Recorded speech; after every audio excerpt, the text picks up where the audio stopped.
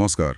आज 21 नवंबर 2025 के समाचार बुलेटिन में आपका स्वागत है। हम आपको क्षेत्र और देश की उन प्रमुख घटनाओं से अवगत कराएंगे जो पिछले 24 घंटों में सामने आई हैं। ये रिपोर्ट आपको प्रोवेव एआई द्वारा प्रस्तुत की गई है। और ये समाचार विश्लेषण स्टाइलो न्यूज एआई संचालित समाचार एप्लीकेशन द्वारा तैयार किया गया है।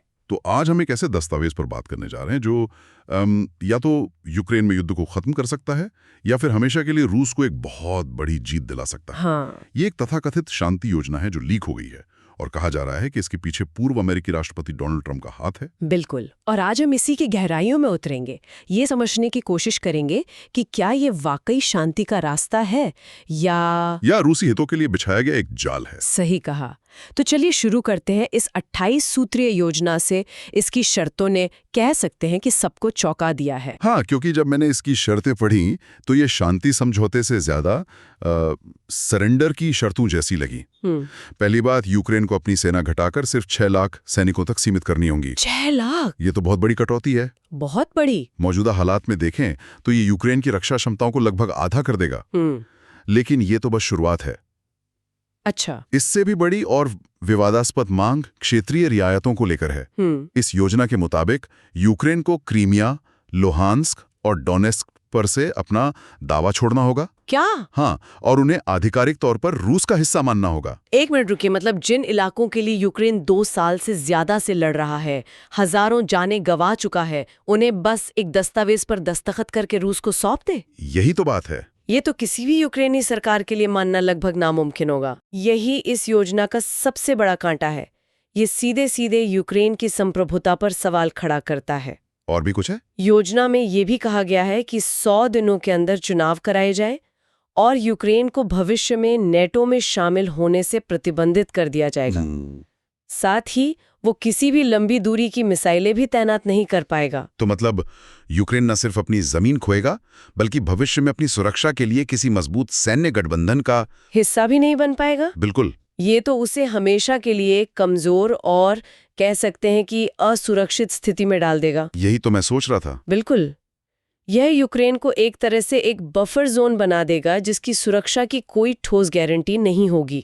और इस सब को लागू करवाने के लिए योजना में ट्रंप के नेतृत्व में एक शांति परिषद बनाने का प्रस्ताव है। शांति परिषद? हाँ, और साथ ही अमेरिका और रूस के बीच आर्थिक सहयोग को फिर से शुरू करने की बात भी की गई है। रुकिए, एक शांति परिषद जिसका नेतृत्व एक पूर्व अमेरिकी राष्ट्रपति करेंगे, यह कूटनीतिक और कानूनी तौर पर कैसे काम करेगा?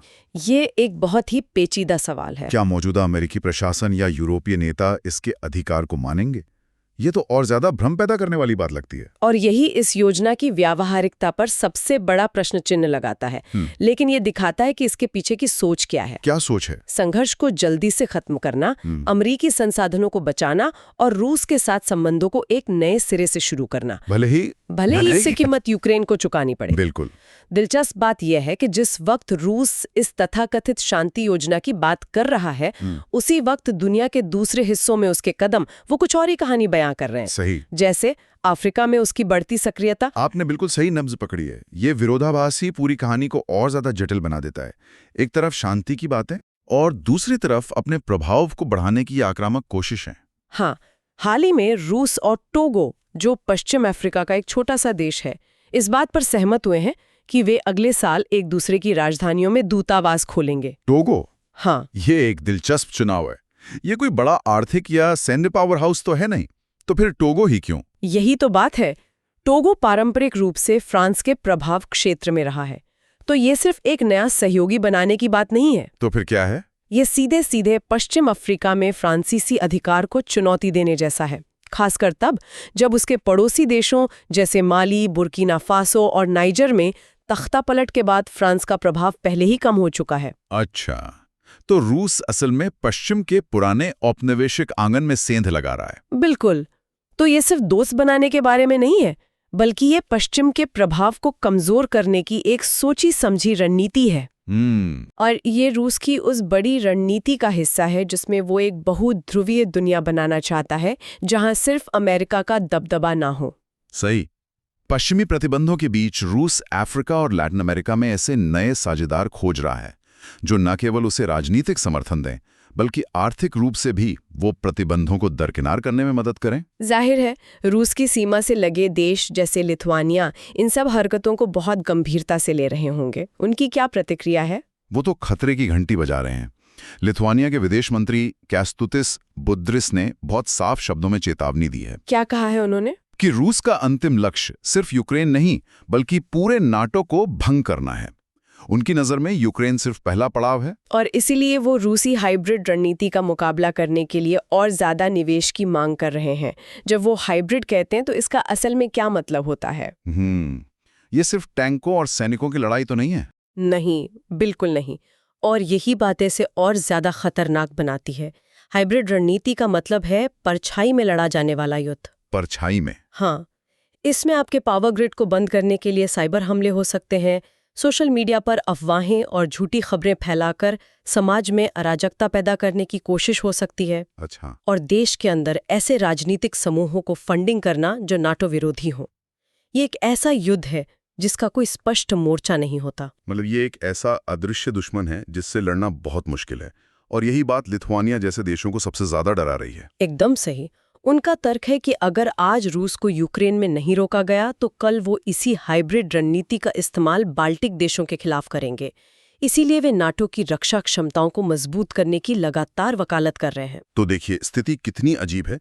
एक तरफ रूस अफ्रीका में अपनी पकड़ मजबूत कर रहा है, दूसरी तरफ नाटो हाई अलर्ट पर है, और इस सब के बीच में हैं यूक्रेनी राष्ट्रपति वोलोडिमीर ज़ेलेंस्की, जिन पर कथित तौर पर अमेरिकी जनरलों की तरफ से ही इस शांति योजना को स्वीकार करने का दबाव डाला जा रहा है। ये तो एक नामुमकिन स्थिति है। ये राष्ट्रपति ज़ेलेंस्की के लिए एक बहुत ही मुश्किल और अकेली लड़ाई है। सोचिए, एक तरफ आपका सबसे बड़ा सहयोगी अमेरिका ही आप पर एक ऐसा समझौता स्वीकार करने का दबाव बना रहा है जिससे देश की जनता एक धोखे की तरह देखेगी। बिल्कुल। और दूसरी तरफ देश की संप्रभुता और अस्तित्व का सवाल है। ये उन्हें भू राजनीतिक वास्तविकताओं और अपने राष्ट्र के अस्तित्व के बीच फंसा देता है। और यूक्रेन के अंदर इस योजना को लेकर क्या माहौल है? जाहिर है वहां गहरा संदेह होगा। गहरा संदेह तो बहुत छोटा शब्द है। वहां गुस्सा और विश्वासघात की भावना है। अच्छा। कई यूक्रेनी विश्लेषकों का मानना है कि ये योजना रूस को उसकी आक्रामकता के लिए पुरस्कार करने जैसी है। ये एक तरह से दुनिया को ये संदेश देगी कि अगर आप किसी छोटे देश पर हमला करते हैं और उसकी जमीन पर कब्जा कर लेते हैं तो अंत में आपको वही मिलेगा जो आप चाहते हैं। हाँ, तो अब अगर हम इस पूरी तस्वीर को एक साथ देखें और इसमें शामिल प्रमुख किरदारों के नजरिए को समझें तो ट्रंप की टीम का अंतिम लक्ष्य क्या लगता है? क्या ये वाकई शांति के बारे में है, या फिर अमेरिका के लिए एक त्वरित जीत हासिल करने और रूस के साथ रिश्ते सुधारने का एक तरीका है? उनका दृष्टिकोण अमेरिका फर्स्ट की विचारधारा से प्रेरित लगता है। उनके लिए प्राथमिकता इस महंगे विदेशी युद्ध को समाप्त करना है, अमेरिकी करदाताओं का पैसा बचाना और रूस के साथ आर्थिक संबंधों को फिर से खोलना। हाँ, शायद वो रूस को चीन के खिलाफ एक संभावित भागीदार के रूप में भी देखते हैं। इस बड़ी भू राजनीतिक बिसात पर यूक्रेन उनके लिए एक मोहरा बन जाता है। और रूस का पक्ष तो वो तो शीशे की तरह साफ है। ये योजना उनके लिए हर तरह से फायदेमंद है। उनके लिए तो ये एक सपने के सच होने जैसा है। ये उनके सभी क्षेत्रीय लाभों को अंतर्राष्ट्रीय वैधता प्रदान करता है। Crimea, Luhansk, Donetsk. सही। यह प्रतिबंधों को हटाकर उन्हें वैश्विक अर्थव्यवस्था में वापस लाता है और नाटो के विस्तार पर रोक लगाकर यह उनके सुरक्षा के सबसे बड़े डर को भी दूर करता है। और साथ ही अफ्रीका में बढ़ता प्रभाव वो उनके वैश्विक कद को और मजबूत करता है। तो ये वास्तव में एक बहुत ही जटिल और तेजी से बदलती हुई स्थिति है जिसके दूरगामी परिणाम होंगे।